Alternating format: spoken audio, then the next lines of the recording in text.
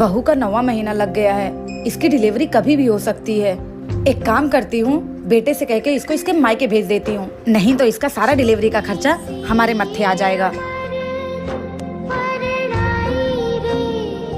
बेटा, बहू का 9वां महीना लग गया है, इसको इसके मायके छोड़ा, नहीं तो डिलीवरी का सारा खर्चा हमें उठाना पड़ेगा।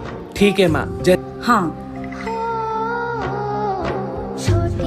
सुनो, तुम तैयार हो जाओ, मैं तुम्हें तुम्हारे मायके छोड़ देता हूँ। कैसी बात कर रहे हैं आप? मेरे घर वाले कितने गरीब हैं, वो मेरी डिलीवरी का खर्चा कैसे उठाएंगे?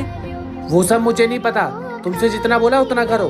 वंश आप लोगों को चाहिए, औलाद भी आप लोगों को चाहिए। अगर लड़का हुआ तो आप लोगों के घर का नाम रोशन करेगा, लेकिन खर्चा मेरे घर वाले देखें। क्यों? मुझे तो समझ नहीं आता कि आप लोग और कितनी हद तक गिरेंगे। अगर मैंने सही कहा तो कमेंट बॉक्स में जरूर बताओ और वीडियो को लाइक करना ना भूलें।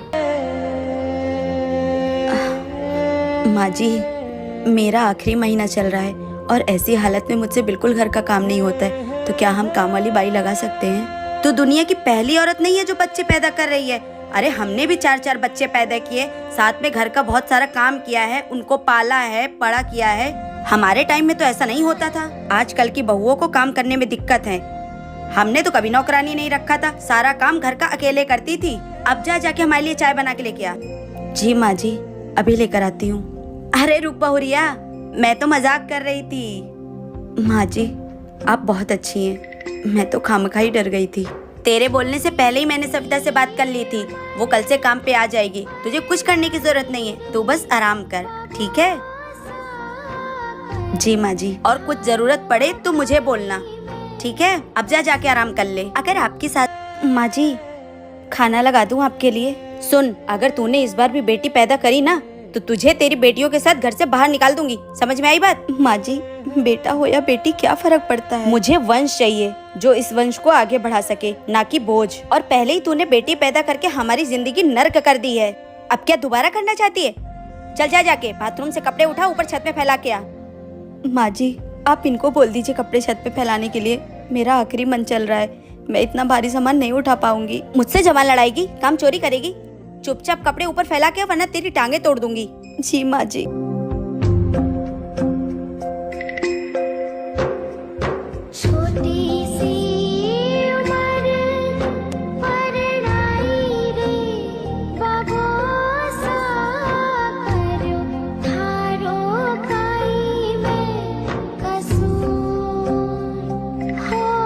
अभी कहाँ मर गई हो? मेरी रेड वाली साड़ी कहाँ है?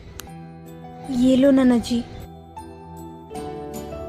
भाभी, खाने में क्या बनाई हो? मुझे बहुत तेज से भूख लगी है। नाना जी, आज मैं खाना नहीं बना पाऊंगी, मेरे सर में बहुत ज्यादा दर्द हो रहा है। भाभी, फालतू के बहाने मत बनाओ, जाकर एक पेन किलर खा लो, बंद हो जाएगा। नाना जी, शायद आप भूल रही हैं कि हम प्रेगनेंसी में चाहकर भी अपने मन से कोई दवा नहीं ले सकते। किसी ने सही कहा है कि जब खुद पे बीतती है ना, तब इंसान को समझ में आता है।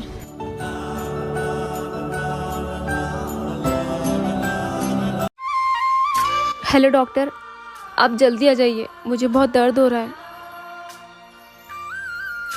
बहू, अरे मम्मी जी, आप? बेटा तू ठीक तो है ना? हाँ मम्मी जी, ठीक हूँ, बस अभी डॉक्टर को बुलाया है। बहू, अब तो हमारे घर में एक छोटा सा मेहमान आने वाला है।